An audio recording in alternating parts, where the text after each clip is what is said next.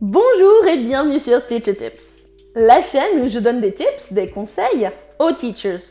Aujourd'hui, on va finir notre série de vidéos sur l'évaluation avec notre dernière vidéo et on va parler de test blanc.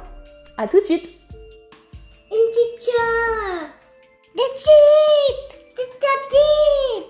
Et n'oubliez pas de vous abonner, de partager et de liker.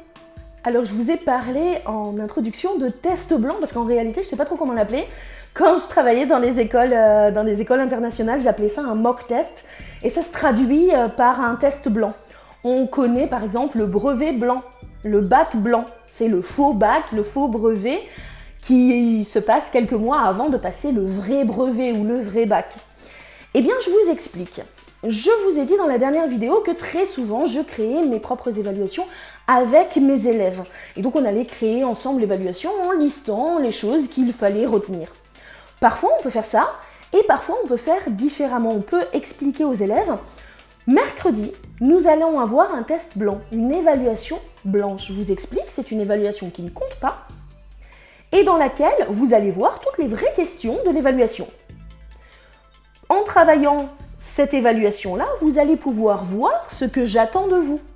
Vous allez la prendre ensuite à la maison pour pouvoir réviser. Et lundi, on aura le vrai test, la vraie évaluation qui reprendra exactement les mêmes exercices. Donc, on imagine que si on a par exemple un test d'orthographe sur les synonymes, eh bien, on aura des questions sur les synonymes, on aura des exercices sur les synonymes et on va avoir exactement des exercices similaires avec d'autres mots, mais des exercices similaires dans le vrai test. Les élèves, au moment où ils vont arriver pour l'évaluation, ne vont pas être stressés parce qu'ils savent exactement à quoi s'attendre. Ils auront pu travailler efficacement à la maison pendant le week-end parce qu'ils savent exactement ce qui va leur être demandé. Et petite parenthèse, ça va grandement aider les parents aussi, parce que c'est toujours un peu frustrant pour les parents. On est à la maison, on dit « Ah alors, qu'est-ce que tu as fait aujourd'hui à l'école ?»« Oh, rien. » Oui, non, il n'est pas resté 6 heures à rien faire.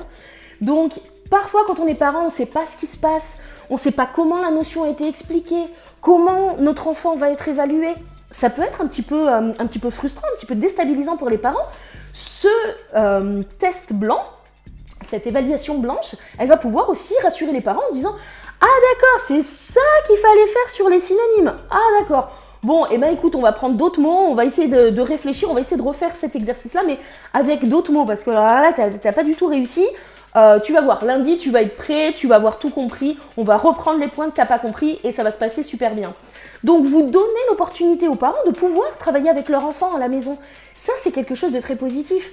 Certains parents adoreraient pouvoir travailler avec leur enfant à la maison, mais ils ne savent pas du tout dans quel sens aller. Donc ça va pouvoir aider les familles aussi. Et ça va réellement aider l'enfant qui sait exactement ce qui est attendu de lui.